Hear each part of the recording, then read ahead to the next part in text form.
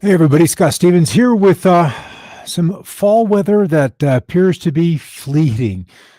As I mentioned in the description, you know, just looking at the sun, the pattern of the sun, and then its impact on temperatures. We have this approach in spring, and then we have this beautiful plateau that happens with sunlight, with the length of day in June, and then this slow tip over into fall with a nice 3, 4, in some latitudes, even 5 months of just beautiful weather.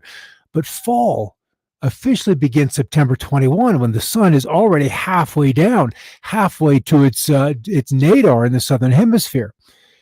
If we look at the solar seasons with the greatest 3 months of daylight, of sunshine, of heat from the sun, that means that summer runs from the 5th of May all the way through the 5th of August. And so that peak, that fall season would be from, say, 5 August until 5 November.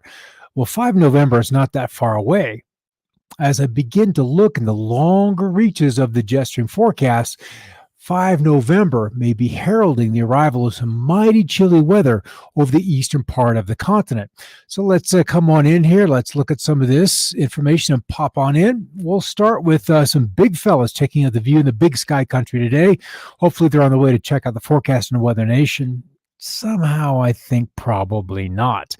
Where are they headed for the weekend? Probably to get something green and something luscious before the snow falls. Estes Park, full of these in Colorado, but a little scarier this year with all of the fires nearby. But Big Sky, Montana, the place where this video was shot, and this is kind of what I'm referring to. Inquiring minds want to know, says Judah Cohen. GFS forecasting region over the North Pole will split the tropospheric polar jet stream, the polar vortex, into two, with one center over Canada and the northeastern U.S., bringing winter-like and cold conditions and snow into the interior of Canada, and then the rest of it would be off the European coastline. So this tends to split the jet stream and really kind of elude the forecast and making it a little more difficult to ascertain what's happening. A lot of banning going on Twitter today. Some additional colors as we get into Michigan, where they've already had a couple of strong windy days, and that ultimately shaking the color, shaking the peak leaves off these trees. So they've already reaching their peak, or will do so very, very shortly, with just the evergreens left behind before probably before this weekend is through. And they're not the only ones reaching peak in the summer. Love is the highest vibration, and love is probably not with this fella. Is wondering, this pup just going, where did my green grass and where did all those scents that I so meticulously mapped out in the backyard, where are they? And what is this stuff falling from the sky? And this is going to be the situation for a lot of folks. But this is up in Montana, as we're seeing that storm, this next one surging across the Big Sky country.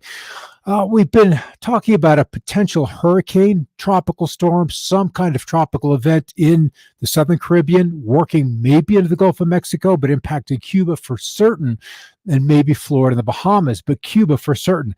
And then the model's just doing crazy things with that. It brings it in, and then another surge of cold air coming from the north, kind of pushing it back out through the gap. So it's just unusual.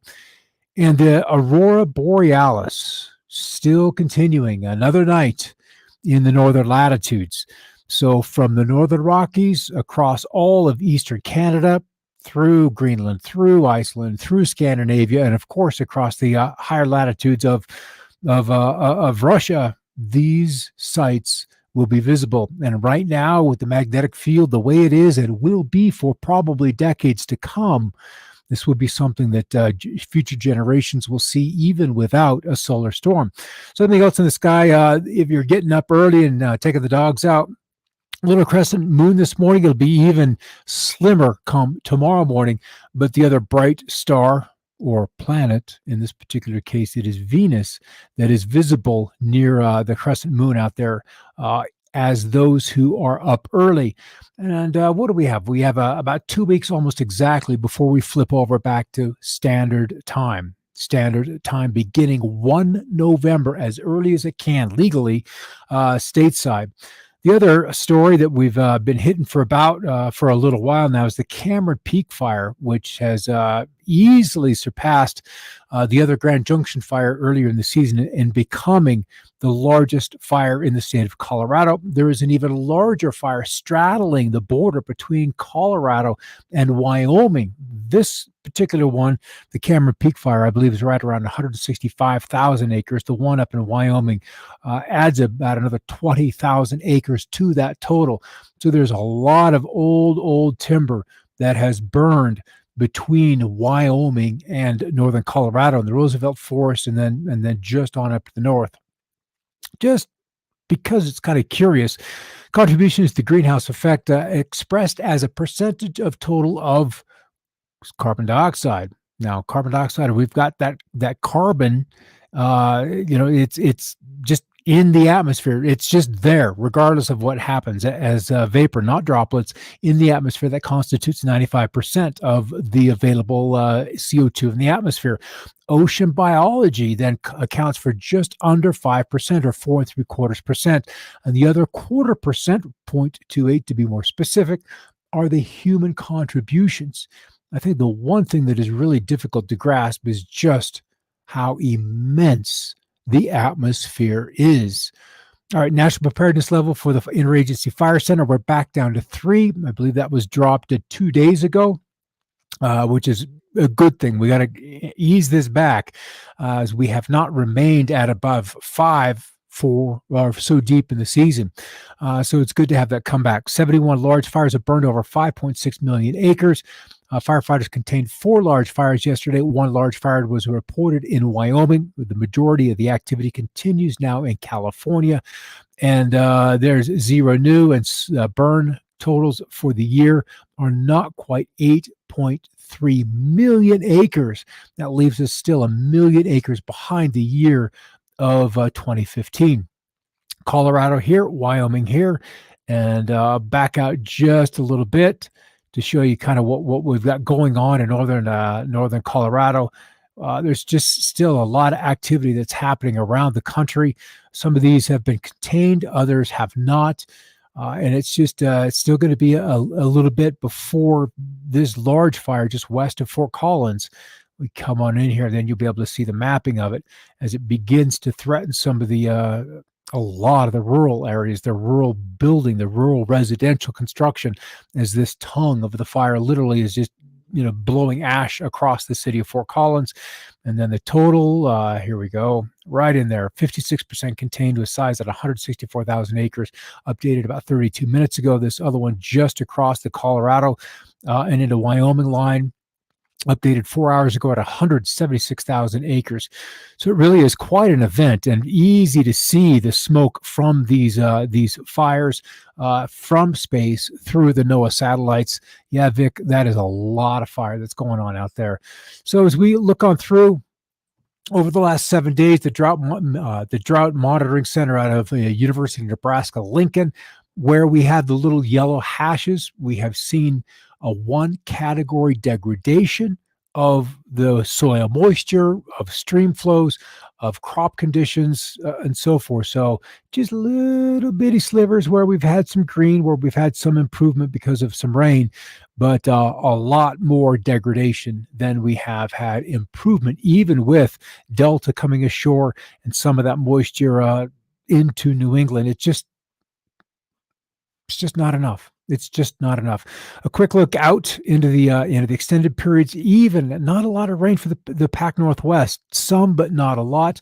More so beginning to show up in Montana and Wyoming, and this is good news because this is where the fires are. We still have a lot of fires in California, but I'm kind of getting the sense that we're really on the verge of a pattern change. We get deeper into October, and there's usually, even in the driest of winter, there's at least a 6 to almost 8 week variation where we get the moisture coming into the West Coast. And if it comes in earlier in the season, like last year, where we didn't have much after the end of January, let it be. Let's just let it come on in. Let's get some water onto these fires and get these guys some help so they can be done for the season. Even if it's a short rainy season, let's just let it begin. Here's where record heat is across the country today. Come tomorrow, it ends up mostly in the desert Southwest, and that continues to be the situation through Saturday and Sunday with some cool highs. Billings only expecting 34 degrees for what would be a record cold high temperature come Sunday the 18th.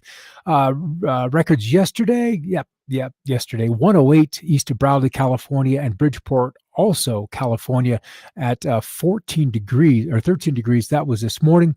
No activity. No tropical activity in the Atlantic, the Eastern Pacific. Also quiet. Central Pacific is quiet as well. It's been a spell since we've had the tranquility there. There's the big ridge in the west with very little cloud activity. And there's our morning or sunrise. Here's the sunrise terminator working across the globe. And then the cool air arcing up over this and then plunging on south. Our daytime patterns are getting kind of short. We're only at about 10 hours of daylight. And so the water vapor easily denotes where the jet stream is, and the cool, dry air pushing all the way down into Texas. Well, maybe not cool down there, but dry nonetheless. And then the east, we know they're dry, and this will at least add a little bit of moisture to their totals. This front is making very, very slow progress. You can see during the course of the day, it really doesn't break much from Lakes Erie and Huron across the Empire State. It does move east, but it just can't move. When you have the patterns, let's back up here.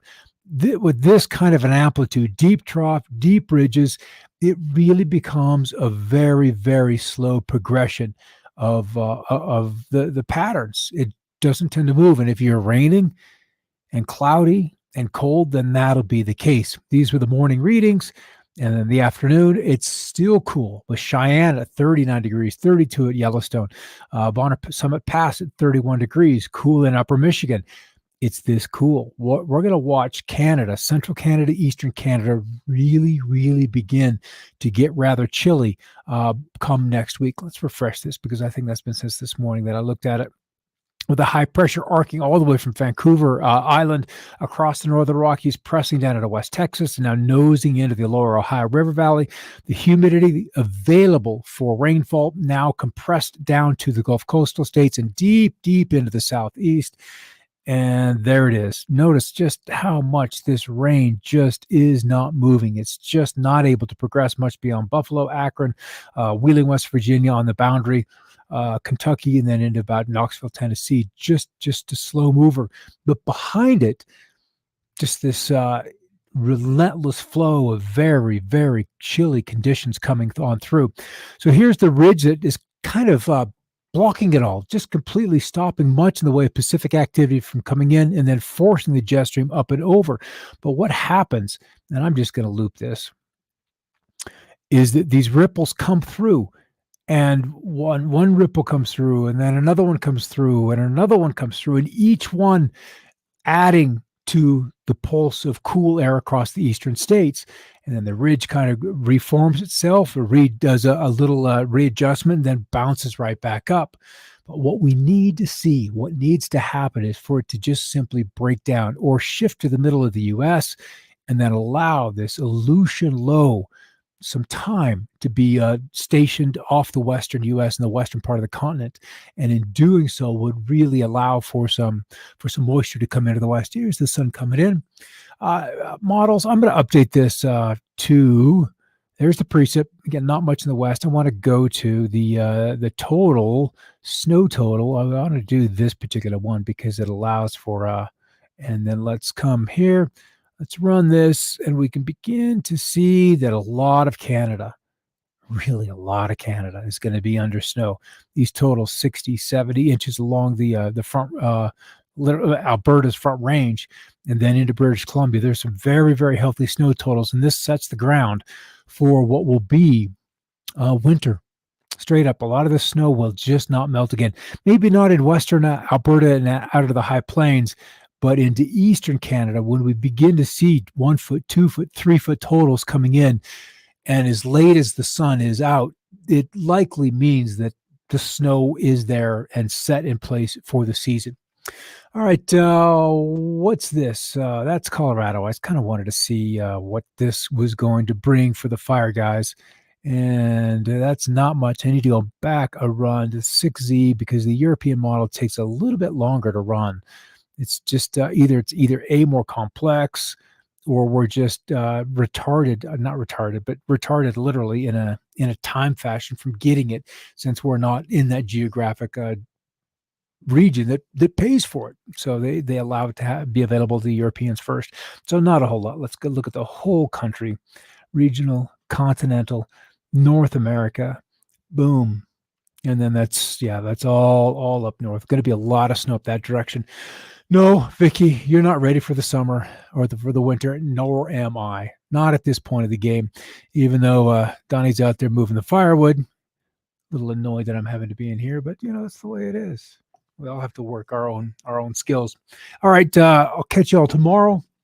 Let's sign off for the week, and trust that when we come back on Monday, things will have changed a little bit. And then Monday's another perspective. We're going to reevaluate kind of the harvest situation through the Northern Hemisphere as we're getting deeper into the harvest, see what nations did well, which ones are still dealing with drought, what products are slow to market, and where we are with prices. I mean, wheat today closing at a 5-year high and within not too far of a distance of a 20-year high in prices. So we're beginning to see some of these markets tightening up, as it isn't just the United States that will end up being exporting high value commodities, raw commodities in the form of agricultural goods to these other countries, with Russia dealing with a drought, and contrast that to China contending with a drought in their northwestern provinces, but more importantly flooding, where they lost their entire all 3 seasons of the rice crop. So those nations, those countries, those geographic locations that did well will really be raking in the foreign reserves cash-wise. All right, I'll catch you tomorrow for a wrap-up of the week's weather. Until then, have a great night. In the meantime, keep looking up.